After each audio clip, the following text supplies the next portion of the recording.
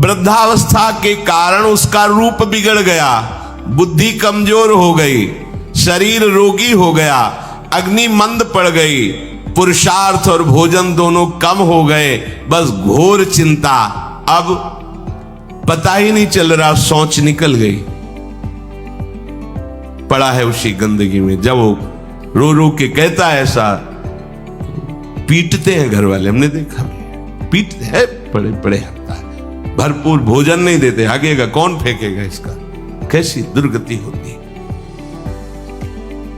इसमें जो शब्द लिखा है, आस्तेव मत्योपन्यस्तम गृहपाल इवाहरन, गृहपाल कहते कुत्ते को, कुत्ते की भांति वो सबके अपमान सहता रहता है और रूखे सूखे टुकड़े खाकर जीवन निर्वाह करता है, फिर भी उसे भगवान की याद नहीं आती।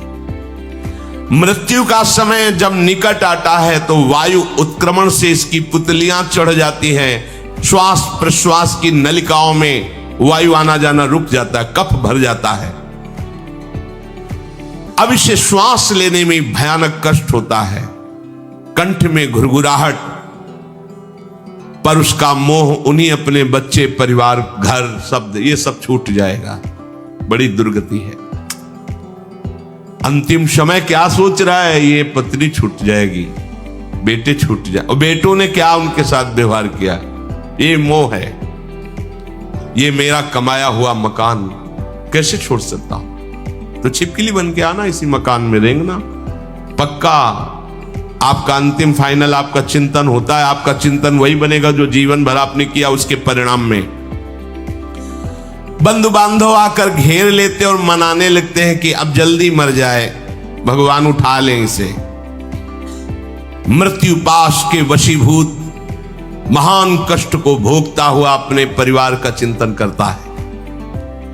वो मूड ये भी नहीं सोच पा रहा कि अगर अंतिम समय कृष्ण बोल दूं, राधा बोल दूं तो काम बन जाए। कुटुंब का भरण पोषण और मोह में लगा हुआ यमराज के दूत आते हैं, मार मार के उसके प्राणों को खींचते हैं। वो तो मार वही जानता है जिस पे पड़ती है, पर सोचता कौन है, विवेक है नहीं, इसलिए सोच काम नहीं करती।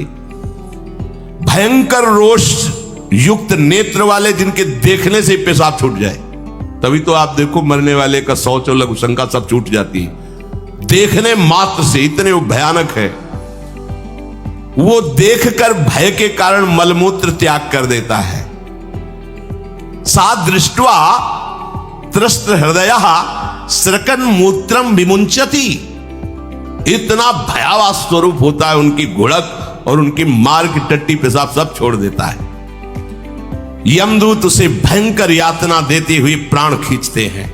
अब ये तो वही जानता है जिसके खींचते हैं। बाहर वाले सब घेरे बैठे हैं, कोई एक बार भी नाम नहीं बोला।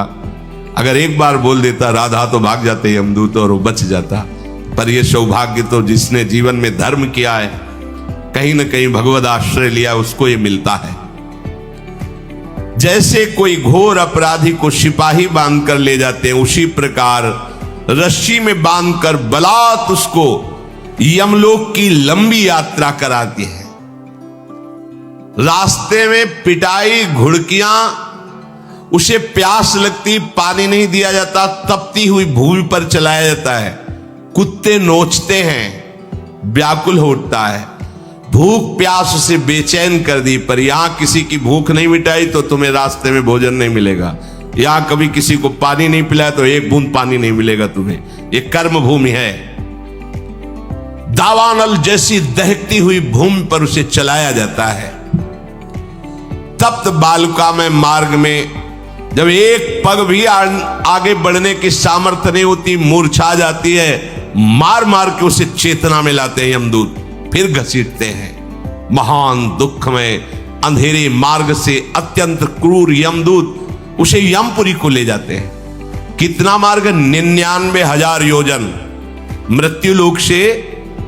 ये ऐसे नहीं कि कोई गप लिखी हुई है, नहीं नहीं। अब जैसे तिहाड़ जेल है, अब जानते नहीं तो क्या जानोगे, कहां तिहाड़ जेल? जाओ देखो जाके।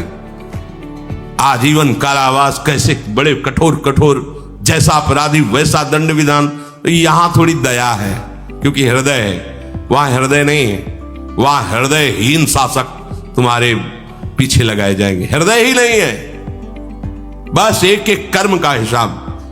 जो हमने पढ़ा था पहली बार तो होश उड़ गए थे। जो यहां दूसरे का मांस खाते हैं ना, कोल्हू में पेरे जाते, कोल्हू जैसे गन्ना नहीं पेरा जाता, लगा दिया कोल्हू में पेरे जा रहे। मरना है नहीं, सोचो कितना कष्ट। फिर इसके बाद समसी से मांस नोच कर उसे खवाया जाता। होश में हो जाओ। 99,000 योजन का मृत्यु लोक से यमलोक का मार्ग है, लिखा हो 99,000 योजनानाम सहस्राणी नवतिम नवचाध्वनः त्रिभिर्मुहूर्तैर्द्वाभ्याम वा नीतः प्राप्नोति यातनः। एक योजन का मतलब 4 कोश, 99,000 योजन। इतने लंबे मार्ग को 2 या 3 मुहूर्त में तय करना, दौड़ा के 2 या 3 मुहूर्त, बहुत कम समय। फिर वहां पहले से तय, इसको इस नरक में डालो, इसको इस नरक में। वहां इतना समय, थोड़ी भीड़ लगी है। जैसे अपने एक फोड़ा हुआ तो अपने इतने कष्ट समझते, अस्पताल जाओ देखो चीख लगी, किसी पैर टूटा, किसी कुछ, ऐसे ही वहां सब हिसाब हो रहा है। उसको धधकती हुई लकड़ियों में जलाया जाता है, कहीं दूसरों के द्वारा काट काट कर उसको उसका ही मांस खिलाया जाता है। यमपुरी के कुत्तों के भयानक दांत होते हैं, जिंदा, अब मरना है नहीं, वहां भयानक गिद्धों के द्वारा आते खींची जाती है। यहां सांप बिच्छू डांस जिसको मारा है, वहां भयंकर रूप रखकर उसका खून पीते हैं। हिसाब है बहुत होश में। यहां तुम किसी के शरीर को काट दो तो मर जाएगा, वहां ऐसा नहीं होता, वहां बार बार काटा जाएगा, मरोगे नहीं, पीड़ा वैसे ही होगी। बड़े भयानक कष्टों को भोगता है, तामिस्त अंध तामिस्त रौरव आदि नरकों को भोगता है। हे माता, भगवान कपिल देव जी कहते हैं, जो पुण्य आत्मा लोग होते हैं स्वर्ग आदि में जाकर पुण्य भोगते हैं, लेकिन दोनों को फिर गिरना होता है, क्योंकि वो भगवान का भजन नहीं किए, इसलिए पुण्य भोग कर मृत्यु लोक आते हैं, वो पाप भोग कर नरक से मृत्यु लोक आते हैं।